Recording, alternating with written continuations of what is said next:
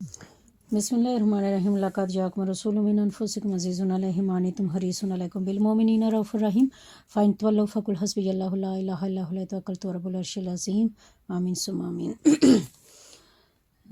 सूरत तौबा का तर्जुमा और तशरीह जारी है।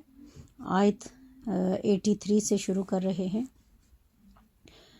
पस ए हबीब, अगर अल्लाह आपको ग़ज़वा तबूक से फ़ारिग़ होने के बाद इन मुनाफ़िकीन में से किसी गिरोह की तरफ दोबारा वापस ले जाए और वो आपसे आइंदा किसी और ग़ज़वा के मौका पर जहाद के लिए निकलने की इजाज़त चाहें तो इनसे फरमा दीजिएगा कि अब तुम मेरे साथ कभी भी हरगिज़ ना निकलना और तुम मेरे साथ होकर कभी भी हरगिज़ दुश्मन से जंग ना करना, क्योंकि तुम पहली मर्तबा जहाद छोड़कर पीछे बैठे रहने से खुश हुए थे, सो अब भी पीछे बैठे रह जाने वालों के साथ बैठे रहो।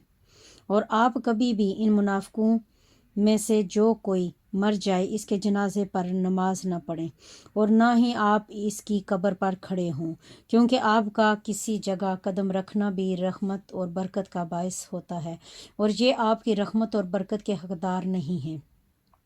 बेशक उन्होंने अल्लाह और इसके रसूल सल्लल्लाहु अलैहि वसल्लम के साथ कुफ्र किया और वो नाफरमान होने की हालत में ही मर गए। और इनके माल और इनकी औलाद आपको ताज्जुब में ना डालें। अल्लाह फ़क्त ये चाहता है कि इन चीज़ों के ज़रिए इन्हें दुनिया में भी अज़ाब दे और इनकी जानें इस हाल में निकलें कि वो काफिर ही हों।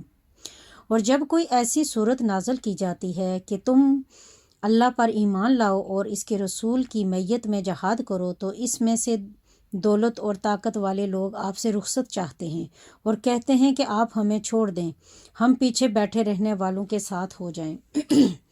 उन्होंने ये पसंद किया है कि वो पीछे रह जाने वाली औरतों और बच्चों और माजूरों के साथ रह जाएं और इनके दिलों पर मुहर लगा दी गई, सो वो कुछ नहीं समझते।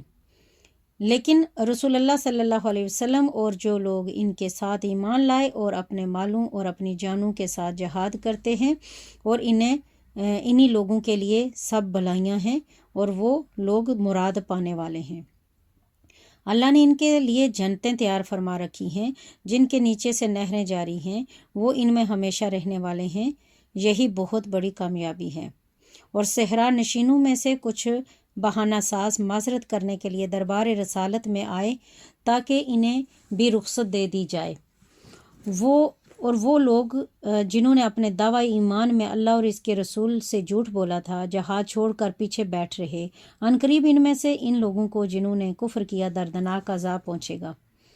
ज़ईफ़ों कमज़ोरों पर कोई गुनाह नहीं और ना बीमारों पर और ना ही ऐसे लोगों पर है जो इस कदर वुसअत भी नहीं पाते जिसे खर्च करें, क्योंकि वो अल्लाह और इसके रसूल के लिए ख़ास और मुखलस हो चुके हैं। नेकोकारों यानी कि साहबान एहसान पर अल्ज़ाम की कोई राह नहीं और अल्लाह बड़ा बख्शने वाला नहायत मेहरबान है।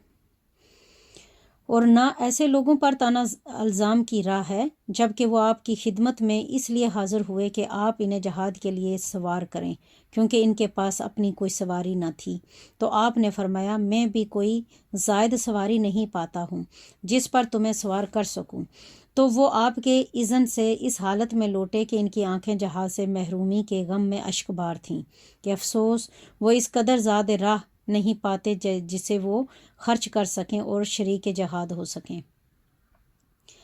अल्ज़ाम की राह तो फ़क्त इन लोगों पर है जो आपसे रुखसत तलब करते हैं, हालांकि वो मालदार हैं और वो इस बात से खुश हैं कि वो पीछे रह जाने वाली औरतों और माजूरों के साथ रहें, और अल्लाह ने इनके दिलों पर मोहर लगा दी है, सो वो जानते ही नहीं कि हकीकी सूद व ज़ियां क्या है। ऐ मुसलमानों, वो तुमसे उज़र ख्वाही करेंगे जब तुम इनकी तरफ इस सफ़र तबूक से पलट कर जाओगे। ऐ हबीब मुकर्रम सल्लल्लाहु अलैहि वसल्लम, आप फरमा दीजिए, बहाने मत बनाओ, हम हरगिज़ तुम्हारी बात पर यकीन नहीं करेंगे। हमें अल्लाह ने तुम्हारे हालात से बाखबर कर दिया है और अब आइंदा तुम्हारा अमल इस दुनिया में भी अल्लाह देखेगा और इसका रसूल भी देखेगा। फिर तुम आखिरत में भी हर पोशीदा और ज़ाहिर को जानने वाले रब की तरफ लौटाए जाओगे, तो वो तुम्हें इन तमाम अमाल से खबरदार فرما دے گا جو تم کیا کرتے تھے۔ اب وہ تمہارے لیے اللہ کی قسمیں کھائیں گے جب تم ان کی طرف پلٹ کر جاؤ گے تاکہ تم ان سے درگزر کرو، پس تم ان کی طرف التفات ہی نہ کرو، بے شک وہ پلید ہیں اور ان کا ٹھکانہ جہنم ہے، یہ اس کا بدلہ ہے جو وہ کمایا کرتے تھے۔ یہ تمہارے لیے قسمیں کھاتے ہیں تاکہ تم ان سے راضی ہو جاؤ، سو اے مسلمانوں اگر تم ان سے راضی بھی ہو جاؤ گے تو بھی اللہ نافرمان قوم سے راضی نہیں ہوگا۔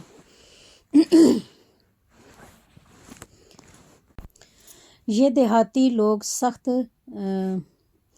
کافر اور سخت منافق ہیں اور اپنے کفر و نفاق کی شدت کے باعث اسی قابل ہیں، اور وہ ان حدود احکام سے جاہل رہیں جو اللہ نے اپنے رسول پر نازل فرمائے ہیں، اور اللہ خوب جاننے والا اور بڑی حکمت والا ہے۔